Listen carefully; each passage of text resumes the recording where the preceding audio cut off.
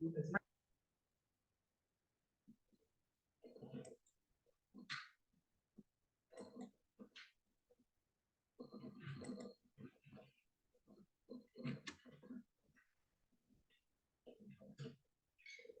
to all. Myself, Devian Dr. Suman Shekhawat, Department of Chikitsa, Faculty of Ayurvedic Sciences, JAYOTI Vidyapeeth, Commerce University, Jaipur. In previous session, we have discussed about the differential diagnosis of different osteoarthritis.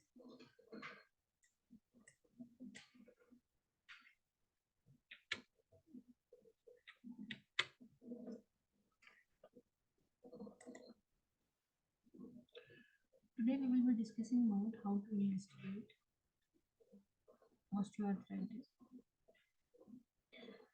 A plain X-ray of the affected joint will show one or more of the typical feature of osteoarthritis and also assess the severity of structural damage, which is helpful in joint replacement. Surgery is being considered. Non-weight bearing posterior anterior views of the pelvis are adequate for assessing hip OA. Patient with suspected knee OA should have standing anterior posterior X-ray taken to assess tibiofemoral cartilaginous loss and a flexed skyline view to assess patellofemoral involvement.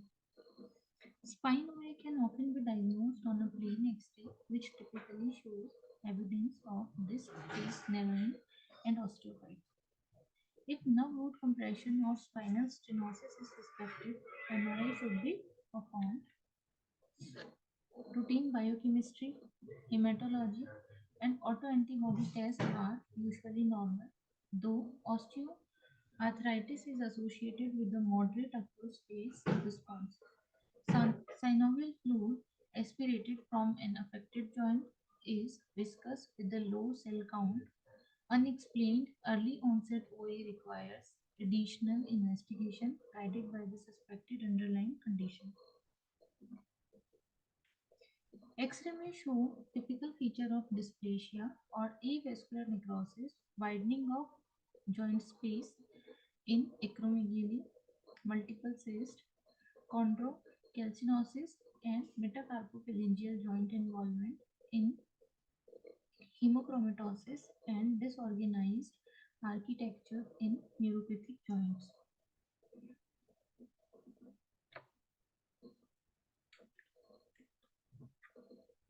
Investigations में हमने देखा plane x ray,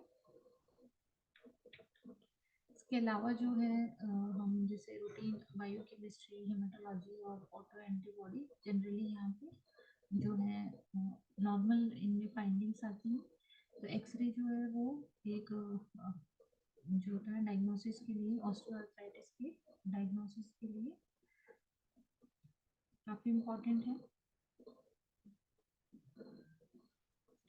अगर हम principal management की बात करें, हम यहाँ पे ऑस्टियोआर्थराइटिस का डेफिनेशन, इंट्रोडक्शन और risk factors, causes, sign and symptoms, investigation, differential diagnosis and different type of osteoarthritis ये हम डिस्कस कर चुके हैं. अगर हम मैनेजमेंट की बात करें कि किस तरीके से ऑस्टियोआर्थराइटिस को मैनेज किया जाता है, तो क्या प्रिंसिपल्स जो है यहाँ पे फॉलो किए जाते हैं. Principles of management. The therapeutic aims are to educate patient. This is very important. सबसे पहले हम पेशेंट को एजुकेट करना चाहिए about their disease. To control pain, अगर पेन प्रेजेंट है तो पेन को कंट्रोल करना चाहिए. To optimize function. To modify the disease process where this is possible. To identify and treat comorbidity.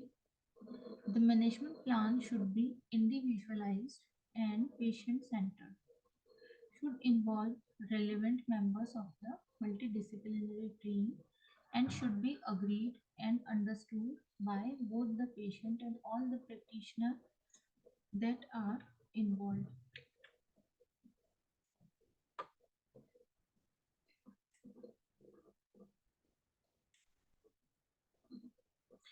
It must also take into account the patient's activity requirements and occupational and recreational aspirations.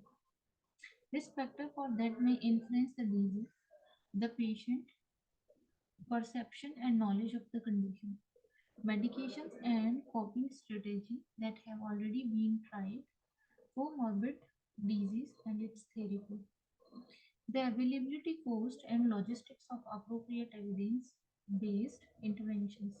The simplest and safest intervention should be tried first. Okay?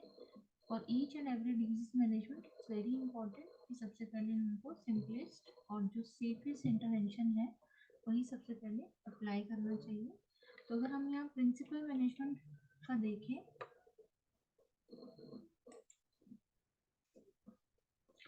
अगर हम यहाँ principal management का देखें तो सबसे पहले patient को disease के लिए एजुकेट करें, पेन को कंट्रोल करें, फंक्शंस को ऑप्टिमाइज करें और डिजीज को आइडेंटिफाई करके, और अगर अगर किसी तरह की को मॉर्बिडिटी साथ में है तो उसे आइडेंटिफाई करके उसे ट्रीट करना इट्स वेरी इंपॉर्टेंट. इसके अलावा जो पेशेंट को अगर जो होता है ना activity requirement occupational and recreational aspiration, patient की जो कंडीशन है उसके लिए पेशेंट को एक जो कंप्लीट नॉलेज देना. इसके अलावा जो भी सेफ और जो सिंपलेस्ट और सेफेस्ट इंटरवेंशन है वो सबसे पहले अप्लाई करना. सिम्टम्स एंड साइन में change with time, so the first management plan for most patients will require regular review and readjustment. Interventions for patients with rheumatic disease, core interventions are education, aerobic conditions, muscle strengthening, simple analgesics, disease modifying therapy, reduction of adverse mechanical factors, pacing of activities, appropriate footwear. Core interventions are education, aerobic conditions, muscle strengthening, simple analgesics, disease modifying therapies, reduction of adverse mechanical factors, pacing of activities, and appropriate footwear. Weight reduction, if patient is obese, then it's also very important. Weight reduction therapy can be given. And other options are other analgesic drugs, oral non-steroidal anti-inflammatory drugs, topical agents, opioid, analgesics, amitriptyline, gabapentin, pregabalin, local glucocorticoid injections, physical treatment, heat, cold, ads and surgery, appliances and surgery, coping strategies, education and lifestyle intervention. Education, it is important to explain the nature of the condition fully, outline the role of relevant risk factors such as obesity, heredity, and trauma. The patient should be informed that established structural changes are permanent and that although a cure is not possible at present, pain and function can also be improved. The prognosis should also be discussed, mentioning that it is generally good for nodal hand OA and better for knee than hip OA.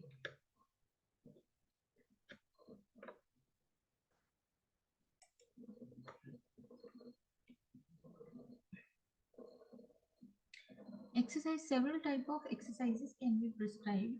Aerobic fitness training can produce long-term reduction in pain and disability. It improves well-being, encourage restorative sleep, and benefits common comorbidity such as obesity, diabetes, chronic heart failure, hypertension. Local strengthening exercise for muscle that act over compromised joint also reduce pain and disability. With improvement in the reduced muscle strength, proprioception, coordination, and balance that associate with chronic arthritis, small amount often of strengthening exercise are better than protracted sessions performed infrequently. Weight loss has a substantial beneficial effect on symptoms if the patient is obese and is probably one of the most effective treatment available for OA of the lower limbs. Strengthening and aerobic exercise also have beneficial effects in OA and should be advised preferably with reinforcement by a physiotherapist. Quadriceps strengthening exercise are particularly beneficial in knee OA.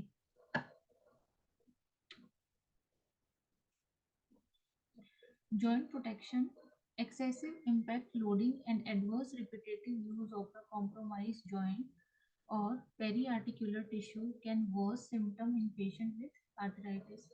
This can be mitigated by cessation of contact sports and by pacing of activity by dividing physical tasks into shorter segments with brief break in between. Other strategies include adaptation to machinery or tool at the workplace, the use of shock bearing footwear with thick soft sole which can reduce impact loading through feet, knee, hip and back, and the use of walking stick on the lateral side to painful hip, knee or foot. ये joint को अगर joint damage हो रहा है, damage है already, patient को pen है, disability है, तो उसको और जो है डैमेज से बचाने के लिए ये सब चीज़ें यूज़ करना बहुत ज़रूरी है कि एक तो सॉफ्ट जो है ना थिक सॉफ्ट सोल के जो शॉक एब्जॉर्बिंग फुटवेयर्स हैं वो यूज़ करे जा सकते हैं। इसी के अलावा पोंटेरा लेटरल साइड में जिस साइड से जॉइंट अफेक्टेड है उसके ऑपोजिट साइड के अंदर हम वॉकिंग स्टिक का यूज़ पेशेंट कर सकता है। पेशेंट का अगर निप, हिप, नी और अफेक्टेड साइड का जो फुट है उसके ऑपोजिट साइड में जो है वॉकिंग स्टिक का यूज़ किया जा सकता है। अगर हम यहाँ नॉन फार्मिकोलॉजिकल इंटरवेंशंस की तरफ देखें तो local heat, ice packs, wax bath, and other local external applications can induce muscle relaxation and provide temporary relief of symptom in a range of rheumatic diseases. Acupuncture and transacute electrical nerve stimulation have been shown to be effective in knee OA. Local physical therapies such as heat and cold can sometimes give temporary relief. Aids and appliances can provide dignity and independence of patient with respect to activities of daily living. Common examples are a rise, toilet seat and chair height, extended handle on tap, a shower instead of bath, thick handled cutlery, and extended hand to pull on tights and socks. Full assessment and advice from an occupational therapist maximize the benefit of these.